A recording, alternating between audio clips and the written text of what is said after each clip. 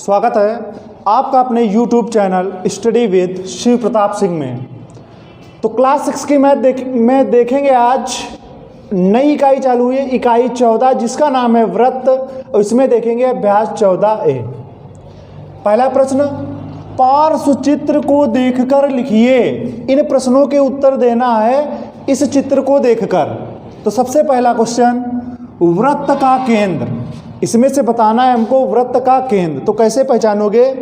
जब भी हम वृत्त बनाते हैं तो कैसे बनाते हैं? प्रकार में लगाते हैं पेंसिल। तो प्रकार को एक जगह स्थिर रखकर, जैसे हमने प्रकार की नोक यहाँ पर रखी, तो प्रकार को एक जगह स्थिर रखकर इस तरीके से गोला पेंसिल के द्वारा बनता है। तो जहाँ पर हमारा प्रकार की नोक होती है, प्रकार की नोक जहाँ पर होती है, तो वही हमारा वृत्त का केंद्र कहलाता है। तो उसी प्रकार से अगर हम चित्र में देखें तो हमारा वृत्त का केंद्र क्या होगा? ये पॉइंट होगा, यानी कि इस बिंदु का नाम है O। क्या नाम है? O। तो वृत्त का केंद्र हो जाएगा बराबर, इसमें क्या लिख देंगे? O लिख देंगे। ये O है, 0 नहीं है। दूसरा पार्ट क्या है? 3 त्रिज्याओं के नाम। तो जब भी हम वृत्त बनाते हैं तो त्रिज्या कहाँ पर होती है?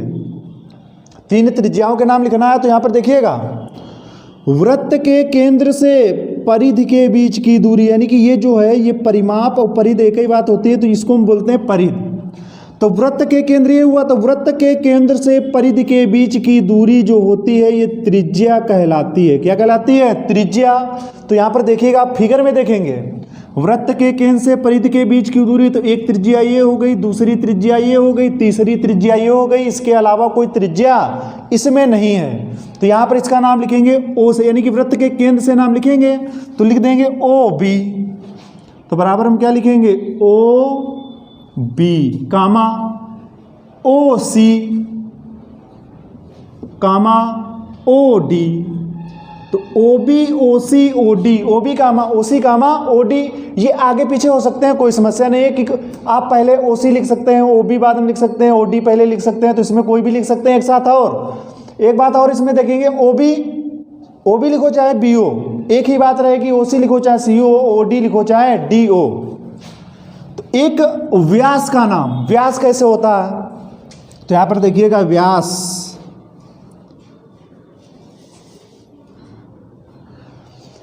होता है जैसे हमारे ये वृत्त बना है, तो वृत्त के केंद्र से होकर जाने वाला रेखाखंड, वृत्त के केंद्र से होकर जाने वाला रेखाखंड व्यास कहलाता है। वृत्त का क्या कहलाता है? व्यास कहलाता है। तो ये हमारा जो पूरी जो लाइन होगी तो ये हमारा व्यास कहलाएगा। इस प्रकार से हम इसमें फिगर में देखेंगे, पूरी लाइन ये वाली है, तो इसका नाम हम क्या लिखेंगे? BC लिख दीजिए या फिर CB लिख दीजिए। तो एक व्यास का नाम क्या हो जाएगा? CB या फिर BC। CB लिखे या BC, तो अधिकतर वैसे लिखा जाता है। कैसे? जो इंग्लिश में अक्षर जो पहले आता है अल्फ़ाबेट का, वही पहले आ जाता है। तो ABC है तो BC पहले लिख देंगे। क्या लिख देंगे? BC। एक बात और देखेंगे यहाँ पर, इसको BC लिखो चाहे CB लिखो, ये हमारा हो गया एक व्यास का नाम। इसको हम ये भी लिख सकते हैं, BOC भी लिख सकते हैं, तो इसमें कोई गलत नहीं होगा। BOC वृत्त का क्या हो जाएगा? व्यास हो जाएगा। अब अगला पार्ट देखेंगे, चौथा, 2 जीवाओं के नाम। जीवा कहाँ पर होती है? देखिएगा, जीवा ये वृत्त का केंद्र है। तो जीवा यहाँ पर कैसे होती है?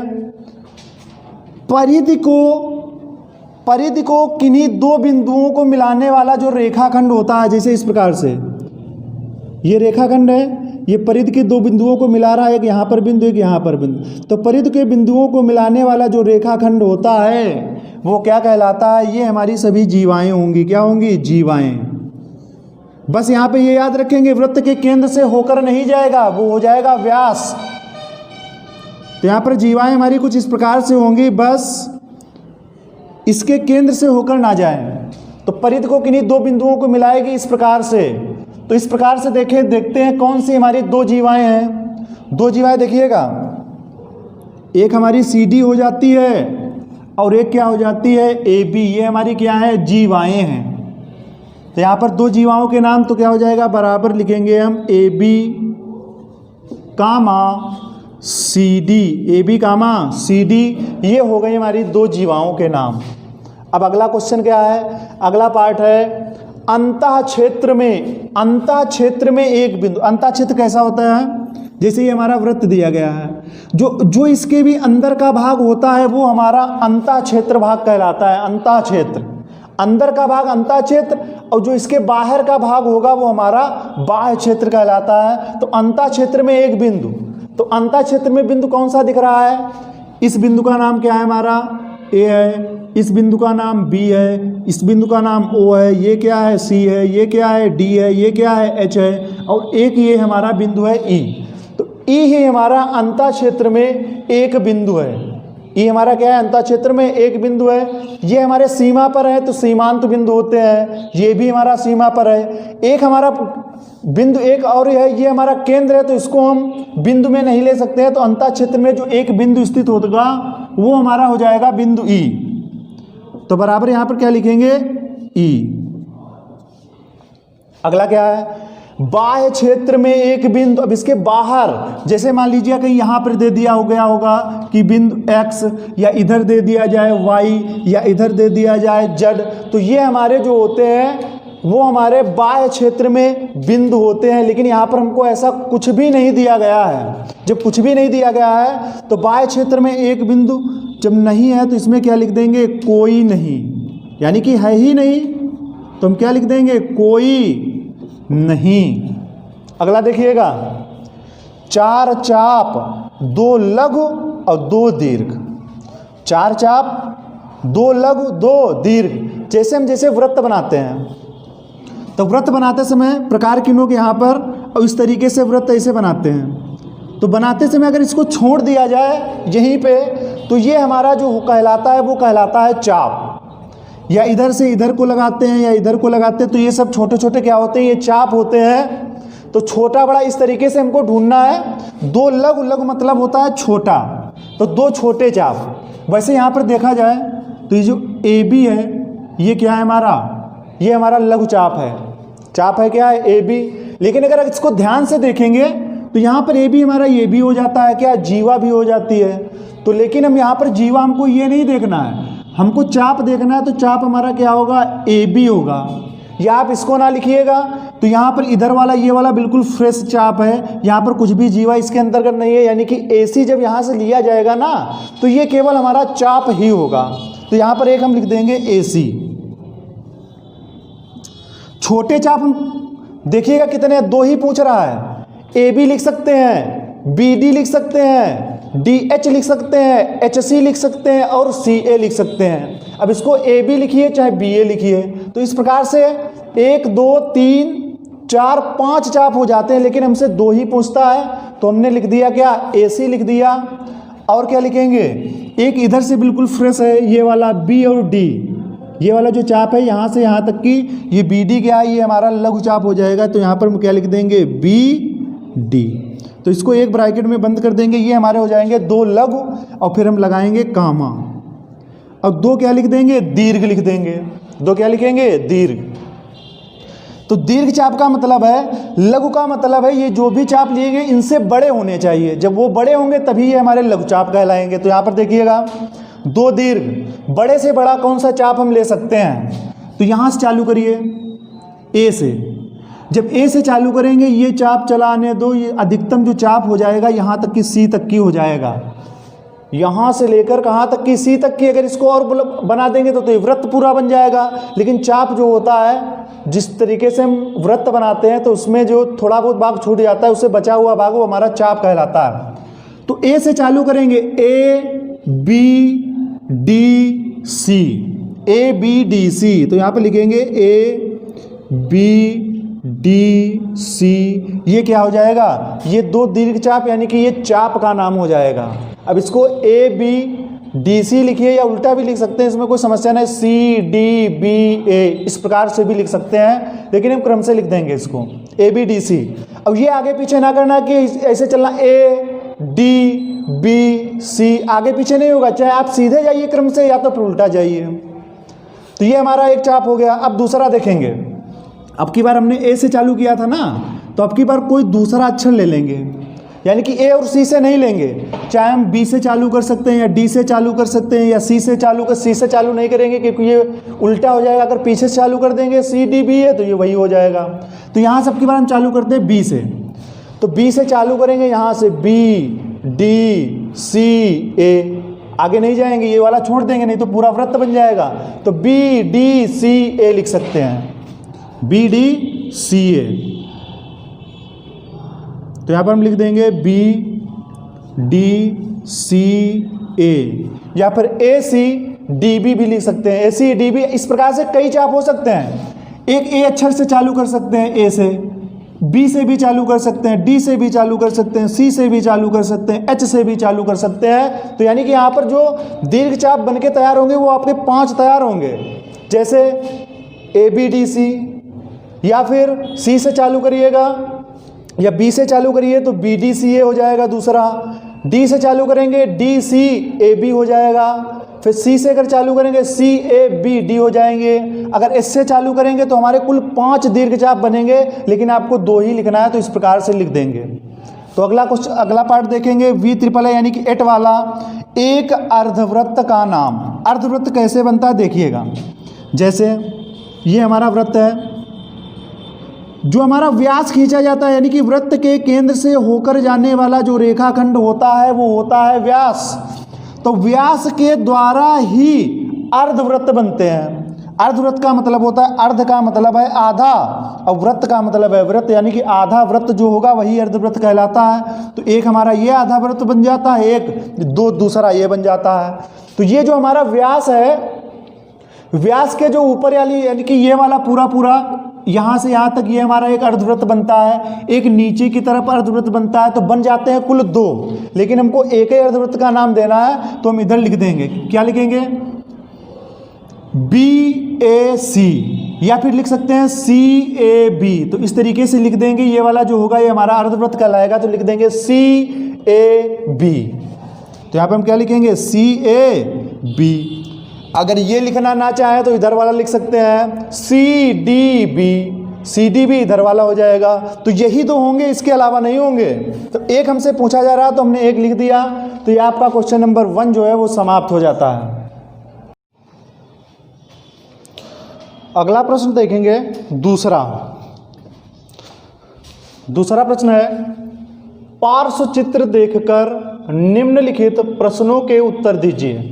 ये हमको चित्र दिया गया है। सबसे पहला प्रश्न है कि 3 त्रिज्याओं के नाम बताइए। तो त्रिज्या कौन सी होती है, जैसे ही हमारा सर्किल दिया गया है, ये हमारा वृत्त का केंद्र है। तो वृत्त के केंद्र से परिधि के बीच की दूरी जो होती है वो हमारी त्रिज्या कहलाती है, यानी कि केंद्र से परिधि तक की जो भी लाइन गई हैं ये सब हमारी त्रिज्याएं कहलाएंगी। तो यहाँ पर देखिएगा, केंद्र से एक गई है ओ ए, और केंद्र से ओ बी, और कौन सी, ओ सी। 3 त्रिज्याएं गई हैं, कौन कौन सी, बराबर का निशान लगाएंगे, लिख देंगे ओ ए कामा ओ बी, और कामा क्या लिख देंगे, ओ सी लिख देंगे, ओ ए कामा ओ बी कामा ओ सी। ये आगे पीछे हो जाए कोई समस्या नहीं है। दूसरा प्रश्न क्या है कि 3 जीवाओं के नाम बताइए। जीवा कौन सी होती हैं, 3 जीवाओं के नाम।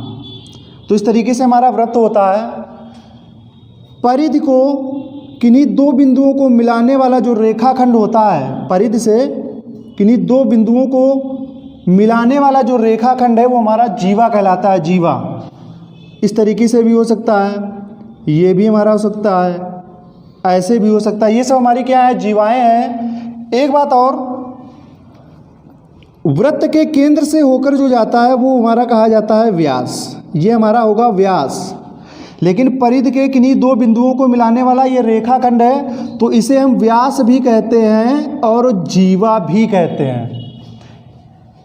तो जो जीवा है, वृत्त की सबसे बड़ी जीवा जो होती है वो व्यास होती है। तो व्यास और जीवा कहो या व्यास, वैसे हमारा जो मुख्य पॉइंट है ये हमारा व्यास ही होता है, लेकिन हम इसे जीवा भी कह सकते हैं। तो 3 जीवाओं के नाम, परिधि को किन्हीं 2 बिंदुओं को मिलाने वाला रेखाखंड, देखिएगा परिधि यानी कि ए और बी, एक ये हमारा जीवा है ए बी, तो बराबर क्या लिख देंगे, ए बी कामा अगर ये वाला बीच में ये नहीं देखना, ये तो केंद्र से होकर जा रहा है, ये त्रिज्याओं में गया था। एक ये कौन सा है, BC है, BC लिखो या CB लिख दो। तो AB कामा BC, और कोई दूसरी जीवा नहीं मिल रही है, तो यहाँ पर एक हमको ये वाला लेना पड़ेगा जो हमारा व्यास है। परिधि को किन्हीं दो बिंदुओं को मिला रहा है, तो ये हमारा हमको व्यास लेना पड़ेगा जीवा के अंतर्गत। तो ये हमारा जीवा भी है और ये क्या है, पूरा पूरा व्यास भी है, तो इसको हम क्या लिख देंगे, AC। क्या लिखेंगे, AC लिख सकते हैं, या फिर हम AOC भी लिख सकते हैं। तो यहाँ पर हम AC लिखा रहने देंगे। तीसरा पार्ट है, चित्र में कितने व्यास खींचे गए हैं। चित्र में कितने व्यास खींचे गए हैं। व्यास कौन सा होता है, व्यास होता है जो वृत्त के केंद्र से होकर जाए, इस तरीके से होता है व्यास। और परिधि को दो बिंदुओं को मिलाना भी चाहिए, तो वृत्त के केंद्र से होकर जाता है तो वो व्यास होता है। तो वृत्त के केंद्र से पूरा पूरा कौन सी लाइन जा रही है, एक AOC लिख सकते हैं, या केवल फिर AC लिख सकते हैं। तो सबसे पहले गिनती में पूछा जा रहा है कि चित्र में कितने व्यास खींचे गए हैं। सबसे पहला हो जाएगा हमारा 1, ये यहाँ तक की आंसर हो जाएगा, चित्र में कितने व्यास खींचे गए हैं। फिर पूछा जा रहा है कि उनके नाम भी लिखिए, तो नाम में क्या लिख देंगे, AC लिख देंगे। क्या लिखेंगे, AC। इसको हम AC भी लिख सकते हैं और AOC भी लिख सकते हैं। तो ये आपका क्वेश्चन नंबर 2 समाप्त हो जाता है। अब देखेंगे तीसरा प्रश्न। अगला प्रश्न देखेंगे तीसरा। पार्श्व चित्र में बिंदु O वृत्त का केंद्र है। ये O जो है वृत्त का केंद्र है। चित्रानुसार वृत्त के निम्नलिखित अंगों को विशिष्ट नाम दें। यहां पर दिया गया है रेखाखंड OA। इसके पहले प्रश्न में हमने क्या किया था, इसका विपरीत था, यानी कि हमको रेखाखंड दे दिया जाता था, यानी कि जैसे हमको बता दिया जाए त्रिज्या, तो त्रिज्या इसमें से ढूंढना पड़ता था। लेकिन अब की बार रेखाखंड दे दिया गया, इसमें बताना है कि त्रिज्या, व्यास और क्या है ये। तो रेखाखंड OA, तो यहां पर देखिएगा OA, तो इसको समझिएगा कि है क्या, वृत्त के केंद्र से परिधि के बीच की जो दूरी है वो हमारी कहलाती है त्रिज्या। वृत्त के केंद्र से परिधि तक जाने वाला जो रेखाखंड होता है वो हमारा कहलाता है त्रिज्या। तो बराबर ये लिख देंगे त्रिज्या। दूसरा, रेखाखंड AB और CD, ये दिया गया है AB और ये दिया गया है CD। तो AB परिधि के किन्हीं दो बिंदुओं को मिलाने वाला रेखाखंड जीवा कहलाता है। क्या कहलाता है, जीवा कहलाता है। तो AB जो है वो हमारी है जीवा। AB क्या है, जीवा। ये AB जो है वो है जीवा, लेकिन CD कुछ अलग है। CD देखिएगा, वृत्त के केंद्र से होकर जाने वाला रेखाखंड जो CD है वो हमारा कहलाएगा व्यास। तो यहां पर हम क्या लिख देंगे, व्यास। AB जीवा है, CD क्या है, व्यास है। चाप CBD, चाप CBD, इस तरीके से ये चाप जो पूरा ये क्या हमारा कहलाएगा, ये इस तरीके से देखेंगे तो ये हमारा कहलाएगा अर्धवृत्त। वृत्त का आधा भाग है ना, तो अर्ध वृत्त। उसी प्रकार से आपका CAD,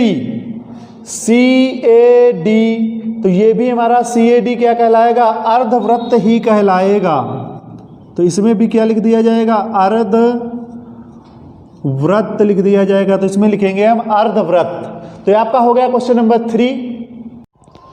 तो यहां पर देखेंगे चौथा प्रश्न। चौथा प्रश्न क्या है, प्रकार की सहायता से निम्नलिखित त्रिज्याओं के वृत्त खींचिए। तो हमको वृत्त किस प्रकार से बनाए, इस प्रकार से वृत्त बनाना है और उसकी ये जो दूरी होनी चाहिए, त्रिज्या होनी चाहिए 4.5 सेंटीमीटर की होनी चाहिए। तो हम क्या करेंगे, एक लेंगे प्रकार और प्रकार में लगाएंगे हम पेंसिल। एक प्रकार आपका ये वाला होता है और एक प्रकार लोहे का, बिल्कुल लोहे का होता है, वो सीधा सीधा होता है। तो प्रकार और पेंसिल जब लगाएंगे, प्रकार में पेंसिल, तो हम किस प्रकार से लगाएंगे कि प्रकार की नोक और पेंसिल की नोक बराबर होनी चाहिए। लेकिन जो ये तिरछा अगर प्लास्टिक वाला है आपके पास प्रकार, तो इसमें से थोड़ा बढ़ा के लगाना होता है। क्यों, क्योंकि अगर हम बराबर पर अगर इसको हम लगा कर कसेंगे तो उसके बाद जब हम प्रकार को फैलाएंगे तो ये छोटा हो जाता है। तो जब ऐसे रखेंगे तो ये हमारा बराबर रहेगा। आप देखिएगा दूरी बराबर, तो थोड़ी पॉइंट जो आपकी नोक होती है तो उससे थोड़ी ज़्यादा रखेंगे। इसके बाद हम लेंगे पटरी। पटरी में 4.5 सेंटीमीटर का रेखाखंड नाप लेंगे, यानी कि प्रकार की नोक और पेंसिल की नोक के बीच। यहाँ पर देखिएगा 4.5 सेंटीमीटर, ये हमने 4.5, 4 और 5 के बीच में मिलेगा 4.5 सेंटीमीटर का लाइन सेगमेंट। अब हम इसको हम फैलाएंगे कहाँ तक, 0 तक फैलाएंगे, कहाँ तक कि 0 तक। तो अब देखिएगा इसके बीच की दूरी 4.5 ही सेंटीमीटर तो है। तो इसके बाद पटरी को हटाकर अपनी कॉपी पर इस तरीके से रखेंगे, हम क्या रखेंगे, प्रकार की नोक, और हम इसको क्या कर देंगे, घुमा देंगे।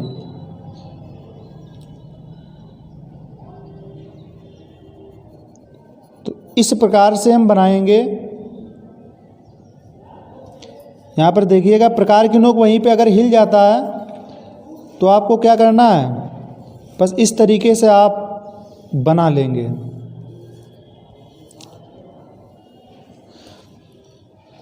तो ये हमारा हो जाता है केंद्र, यानी कि सेंटर।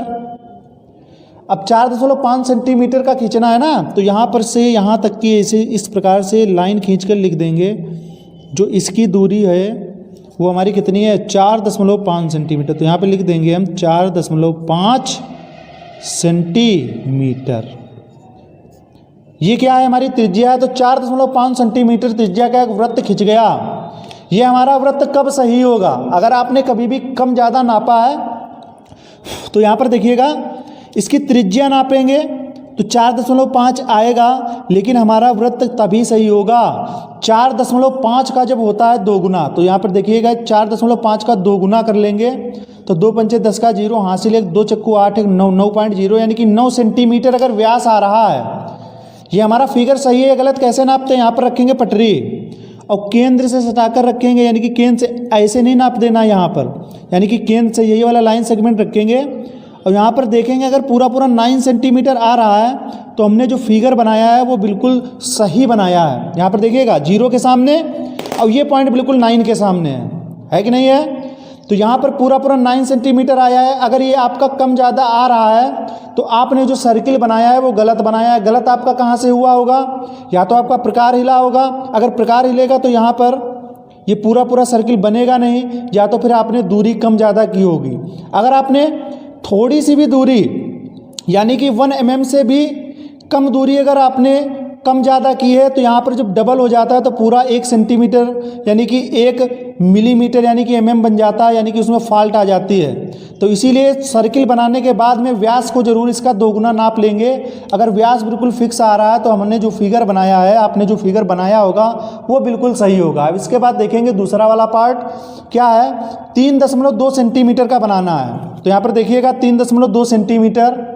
तो फिर से लेंगे हम पटरी 3.2, यहाँ पर देखिएगा 3.2 कहाँ पर है, 3 के आगे 2 छोटे छोटे काने, यानी कि हुआ 3.2। अब इसको हम प्रकार को किस तरीके से फैलाएंगे, तो इसके बीच की जो दूरी होनी चाहिए देखिएगा यहाँ पर 3.2 ही तो है, 3.2। अब इसको हम क्या कहेंगे, अगर थोड़ा सा भी कम ज़्यादा अगर आपने नापा है तो व्यास नापने में आपका गलत जरूर होगा। तो 3.2 सेंटीमीटर की दूरी हो गई इसमें, प्रकार की नोक और पेंसिल की नोक के बीच की दूरी। अब इसके बाद हम क्या करेंगे, प्रकार इस तरीके से रखेंगे और इसको हम क्या बना देंगे, सर्किल को बना देंगे। तो ये हमारा बन जाता है सर्किल, यानी कि वृत्त। ये हमारा केंद्र है। यहाँ पर उठाएंगे पटरी तो इसकी त्रिज्या लिख देंगे जितनी सेंटीमीटर की आपने बनाई है। तो कितने का बनाया है, 3.2 सेंटीमीटर। तो यहाँ पे लिख देंगे 3.2 सेंटीमीटर, 3.2 सेंटीमीटर। ये हमारा फिगर कब सही होगा, 3.2 का 2 गुना होता है, 2 दूनी 4, 2 कितना हो जाएगा 6.4। अगर हम इसका व्यास नापेंगे, अगर हमारा 6.4 आएगा तो हमारा फिगर सही है। यहाँ पर देखिएगा, यहाँ पे रखा, इस वाली लाइन के सामने ही रखेंगे तो 6.4 के सामने आना चाहिए। तो यहाँ पर देखिएगा ये 6.4 के सामने ही आ रहा है। अगर आपने थोड़ा सा गलत किया होगा तो 1 mm का फ़र्क आ जाएगा। तो यहाँ पर देखेंगे 0 से लेकर ये 6 के आगे 4 छोटे छोटे काने और हैं तो 6.4 आया। तो ये हमारा फिगर क्या हो गया, ये सही हो जाएगा आपका फिगर, अगर व्यास इसका 2 गुना आ रहा है तो। अगर कम ज़्यादा आ रहा है तो आपने फिगर यानी कि त्रिज्या आपने गलत ली है, या फिर और कोई कारणवश आपका फिगर गलत हो जाता है, कभी कभी बनाते समय हिल जाता है, या दूरी कम ली थी थोड़ा सा ज़्यादा हो गया कम हो गया, तो उसकी सहायता से आपका फिगर गलत हो सकता है। तो ये आप ज़रूर देख लीजिएगा, चेक कर लीजिएगा, दोबारा फिर बनाइएगा अगर गलत होता है तो। अगला प्रश्न देखेंगे पांचवा प्रश्न है, प्रकार की सहायता से निम्नलिखित व्यास के वृत्त खींचिए। व्यास का मतलब है 7.6 सेंटीमीटर। कहने का मतलब ये है कि जब हम वृत्त खींचेंगे तो ये जो इसकी दूरी होनी चाहिए वो होनी चाहिए 7.6 सेंटीमीटर। इस तरीके से हमको वृत्त बनाना है। तो बनाएंगे कैसे? तो यहाँ पर 7.6 है, तो रफवर्क का आपका थोड़ा सा कार्य ये है कि 7.6 का आधा कर लेंगे। 7.6 का आधा कितना होगा? 2 1 कम 2 जब काटेंगे 2 3 6, 1 बचेगा, फिर दशमलव लगाएंगे तो 6 उतारेंगे 16 हो जाएगा, और 2 8 16, यानी कि 7.6 का आधा होगा 3.8। तो हम प्रकार में क्या करेंगे? प्रकार और पेंसिल के नोक की जो बीच की दूरी लेंगे वो लेंगे 3.8, यानी कि जो व्यास दिया है हम उसको त्रिज्या बनाकर इसको हल करेंगे। तो त्रिज्या ले लेंगे 3.8, 3 के आगे 8 छोटे छोटे खाने, यानी कि 4 के पीछे 2 पॉइंट। तो ये यहाँ पर हमने प्रकार की नोक रखी हो पेंसिल को, यानी कि हम प्रकार को फैलाएंगे 0 तक की। तो अब इसके बीच की जो दूरी आ गई है वो आ गई है 3.8 सेंटीमीटर। तो यहाँ पर हम बना देंगे क्या? सर्किल बना देंगे, वृत्त को बनाएंगे। तो इस तरीके से हमारा बन जाता है वृत्त। तो ये हमारा क्या है? सेंटर है, यानी कि ये केंद्र है। तुमको व्यास कितना दिखाना है? 7.6। त्रिज्या हमने वृत्त बना लिया है, लेकिन हमको व्यास दिखाना है, इसमें त्रिज्या नहीं खींचनी है। तो केंद्र से होकर जाता है हमारा व्यास। तो इस तरीके से हम खींचेंगे व्यास, और इसमें लिख देंगे 7.6 सेंटीमीटर। अच्छा, ये हमारा फिगर सही बना है या गलत? तो यहाँ पर पूरा हम व्यास नापेंगे 7.6 सेंटीमीटर का। तो यहाँ पर देखिएगा 0 पर रखा, और उधर देखिएगा 7.6, 7 के आगे यानी कि 5 6 7 थोड़ा सा अगर फ़र्क होगा तब भी आपका क्या हो जाएगा? गलत हो जाएगा। तो यहाँ पर रखेंगे 0, और यहाँ पर देखिएगा 7.6, यानी कि 7.6 से यहाँ पर देखिएगा 7, यानी 5 यहाँ तक हुआ 6, और 6 के आगे 1 mm यानी कि 1 मिलीमीटर ज़्यादा हो जाता है ना। तो यहाँ पर अगर आपका थोड़ा सा भी अगर मिसप्रिंट यानी कि कम ज़्यादा लिया है तो 1 mm का फ़र्क मिलेगा। जब 1 mm से अगर कम का फ़र्क है तो आपका फिगर सही माना जाएगा। वैसे आप बिल्कुल अगर फिक्स लेकर बनाएंगे तो पूरा 7.6 सेंटीमीटर ही होगा। तो यहाँ पर देखिएगा 7.6, यानी कि थोड़ा सा 6 से हल्का सा ज़्यादा है, तो थोड़ा बहुत तो हो ही जाता है। अगर 1 mm से कम है तो आपका फिगर सही है। तो इसके बाद दूसरा जो फिगर है वो 10 सेंटीमीटर का लेना है। तो 10 का जब आधा करेंगे तो ये हमारा मिलेगा 5। तो 5 सेंटीमीटर त्रिज्या का एक वृत्त खींचेंगे। तो यहाँ पर लेंगे पटरी, 5 के सामने रखेंगे हम प्रकार की नोक। 5 के सामने क्या रखेंगे? प्रकार की नोक, और उसको हम 0 तक की फैलाएंगे। अगर आपने यहाँ से थोड़ा 1 mm से भी थोड़ा सा हल्का अगर गड़बड़ लिया तो समझिएगा 0 mm से अगर मान लो 1 mm जो होता है सेंटीमीटर, 1 mm यानी कि एक खाने से दूसरे खाने तक 1 mm होता है। अगर थोड़ा सा mm बढ़ाया यानी कि हल्का सा आधा सा भी बढ़ा तो दोबारा जब डबल हो जाता है तो वो पूरा 1 mm का फ़र्क दे देता है व्यास में। तो यहाँ पर हमने दूरी ले ली 5 सेंटीमीटर की बीच, प्रकार और पेंसिल के बीच की दूरी 5 सेंटीमीटर। जब 5 सेंटीमीटर त्रिज्या लेंगे तभी तो व्यास होगा 10 सेंटीमीटर। तो इसमें हमको व्यास दिखाना पड़ेगा, त्रिज्या नहीं दिखानी होगी। तो यहाँ पर ये हमने बनाया सर्किल। कितने सेंटीमीटर का? 5 सेंटीमीटर का, लेकिन व्यास हमारा कहता है 10 सेंटीमीटर त्रिज्या का 10 सेंटीमीटर व्यास का एक वृत्त बनाइए। तो 5 सेंटीमीटर त्रिज्या ले ली। अब इसकी हम लाइन खींचेंगे भाई। तो ये हमारा बन गया व्यास। व्यास हमारा कब सही होगा? दोबारा चेक जरूर करेंगे। 5 सेंटीमीटर की त्रिज्या ली थी, तो यानी कि व्यास कितना होगा 10 सेंटीमीटर, और 10 सेंटीमीटर हमसे कहता भी था। तो यहाँ पर चेक कर लेंगे, ये रखा हमने 0 के सामने, वो रखा हमने 10। तो यहाँ पर देखिएगा, अगर 1 mm से कम का फर्क है तो आपका फिगर सही होगा। तो यहाँ पर देखिएगा 0 के सामने और 10 से थोड़ा उसी के बीच में आ रहा है, यानी कि 10.1 के बीच, 10 और 10.1 के बीच, तो थोड़ा बहुत डिफरेंस यानी कि चलेगा। यानी ये नहीं कि 1 mm या 2 mm से भी ज़्यादा है तो आपका जरूर गलत है। तो 1 mm से अगर कम है तो आपका फिगर सही माना जाएगा। तो ये हो गया 10 सेंटीमीटर व्यास का वृत्त हो गया। तो आपका ये क्वेश्चन नंबर 5 समाप्त हो जाता है। अगला प्रश्न देखेंगे 6वां। एक वृत्त की त्रिज्या 4.5 सेंटीमीटर है। वृत्त की त्रिज्या कितनी दी गई है? 4.5 सेंटीमीटर। तो यहाँ पर हम लिखेंगे प्रश्न में, यहाँ पर हल में लिखेंगे वृत्त की त्रिज्या बराबर, वृत्त की त्रिज्या बराबर 4.5 सेंटीमीटर, 4.5 सेंटीमीटर।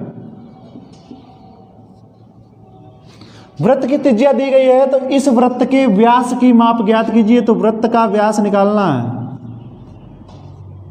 तो वृत्त का व्यास फार्मूला होता है, वृत्त का व्यास बराबर 2 गुणे त्रिज्या, 2 गुणे त्रिज्या, ये वृत्त का व्यास का फार्मूला होता है।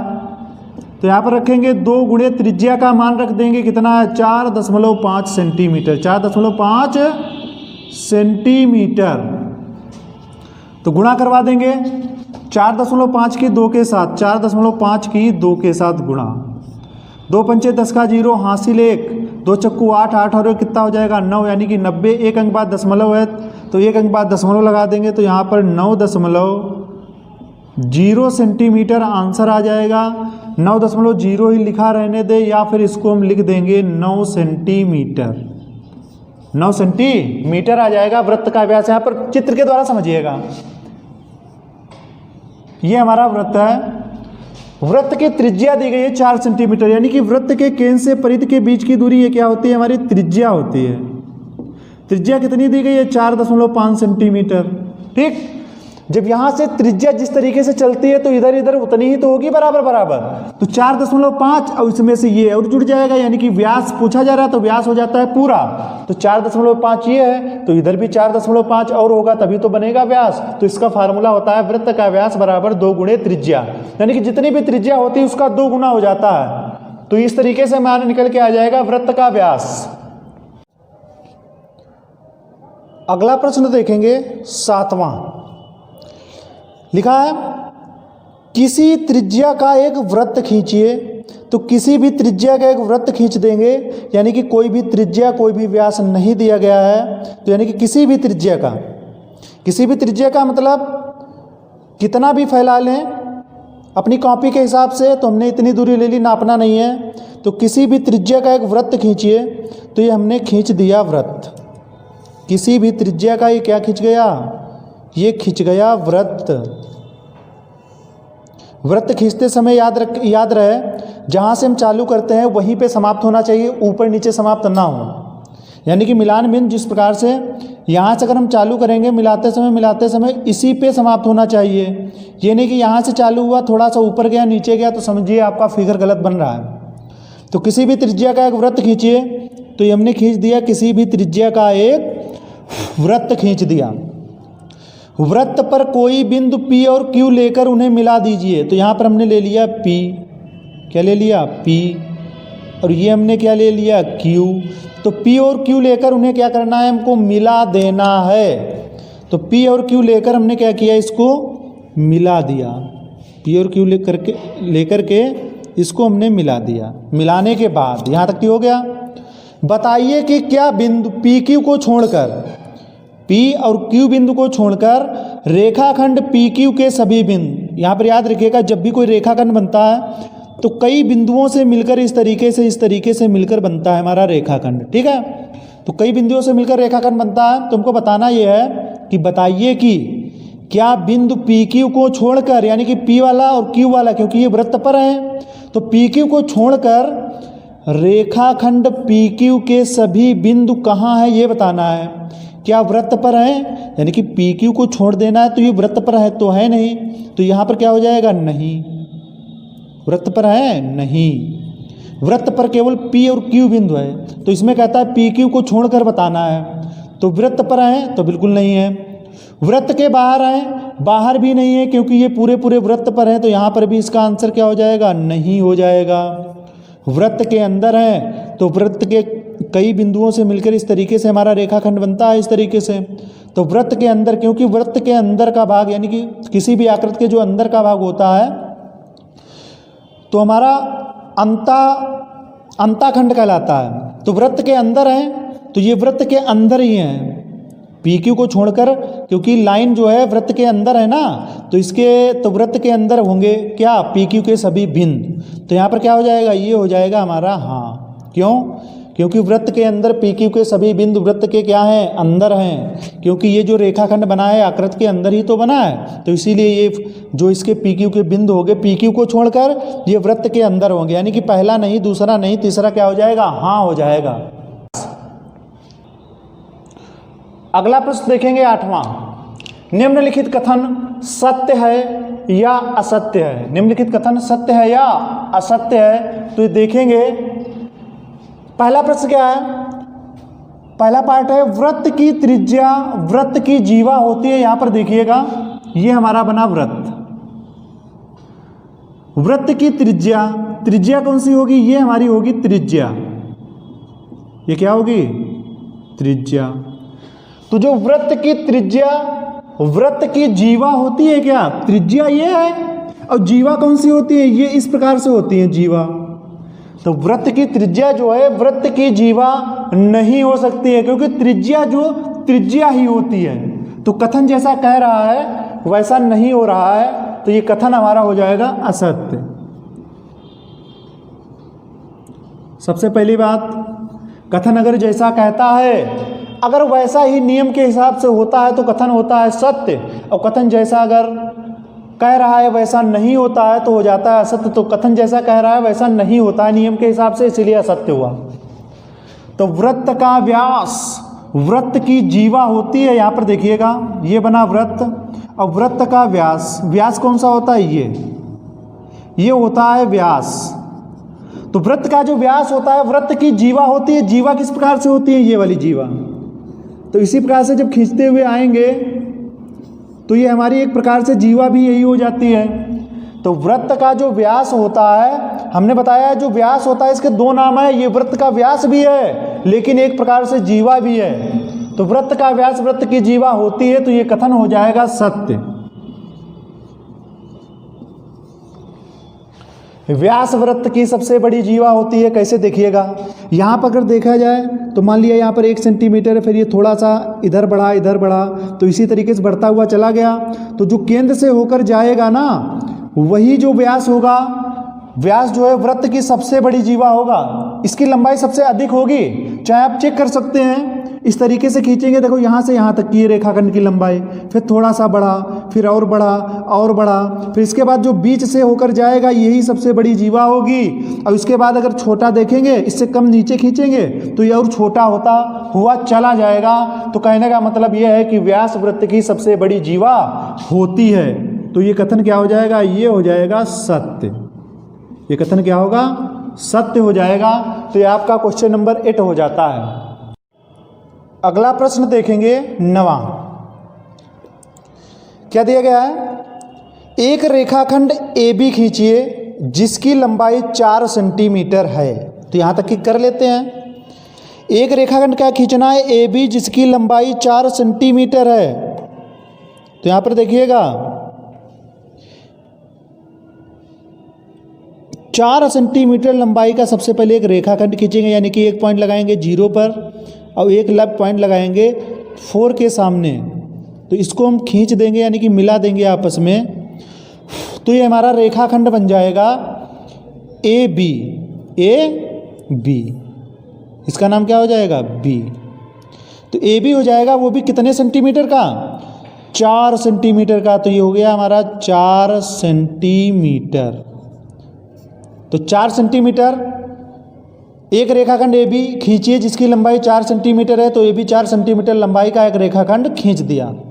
बिंदु ए को केंद्र मानकर एक वृत्त इस प्रकार खींचिए कि वह बिंदु बी से होकर जाए।